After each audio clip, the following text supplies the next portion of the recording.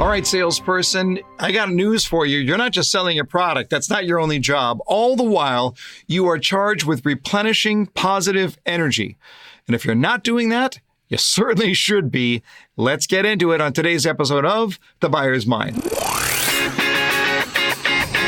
Welcome to The Buyer's Mind, where we take a closer look deep inside your customer's decision-making mechanism to reverse engineer the perfect sales presentation. Now, please welcome your host, Jeff Shore. Well, welcome everyone once again to The Buyer's Mind. I'm your host, Jeff Shore, and I want to talk about one of my favorite topics today. I'm gonna go without a guest today because I just really appreciate this topic, and I want you to appreciate it as well. We're gonna talk about how we control emotional altitude in the sales process. And I just want to ask our show producer, Paul Murph, this question. Murph, how important is the energy level of the salesperson that you are talking to? Well, I want it to be a positive energy, but I don't want them to be, a terrier who's like yipping and yapping and jumping and everything. So I think positive energy is good. I think over energy may be not good. But I think that's a really, really good and important point here, Murph, as we're thinking through that description here. There's a difference between high energy and positive energy, right? And I've seen great salespeople who are high energy, and I've seen great salespeople who are actually more laid back. That it's not about high energy versus low energy. It's about positive energy versus negative energy.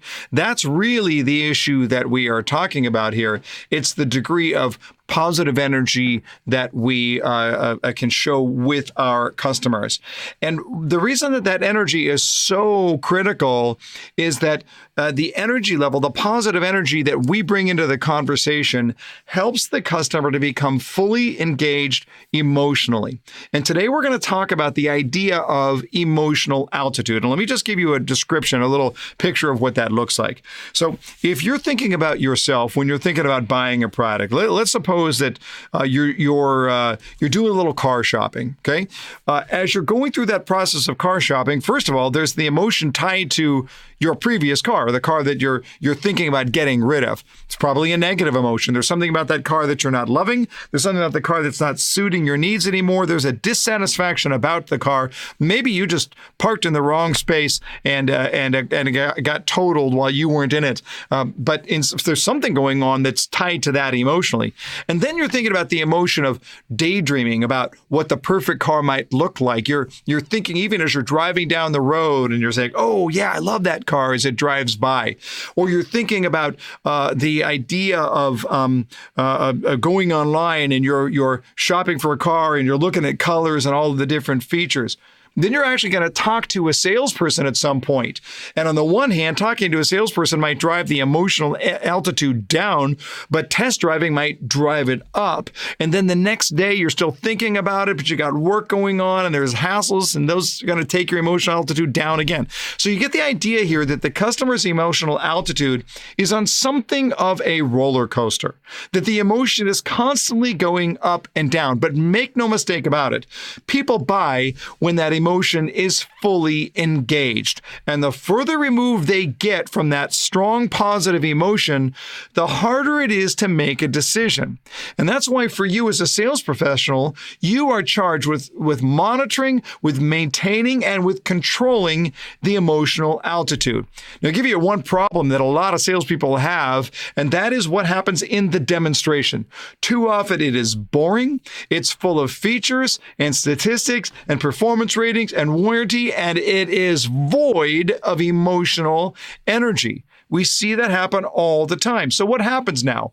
We're droning on and on about something we learned in a training class. The customer's emotion is plummeting around us, and we don't even know it. So I want to suggest to you that it is a big part of your job to protect that emotional energy. So I want to make this suggestion here to you. I want you to practice your presentation into a tape recorder. And I want you to listen specifically for your emotional altitude. You got to ask yourself the question, would you want your customer to adopt your own energy level as you're playing that back? So I'm going to record my presentation, I'm going to play it back, and I'm going to say, if I were the customer, would I want my customer to adopt the energy level that I'm displaying right now? So I hear this happen all the time. I hear salespeople say, well, the nice thing about this feature is that it was designed for durability and it's got this feature, it's got that over here, and then you'll have the option of this and you can amend it later on. And listen, factually, they may have it exactly right, but you're putting me to sleep. You're boring the heck out of me. I need a salesperson looking and say, let me just tell you why this is cool. And when I say cool, I mean like really cool.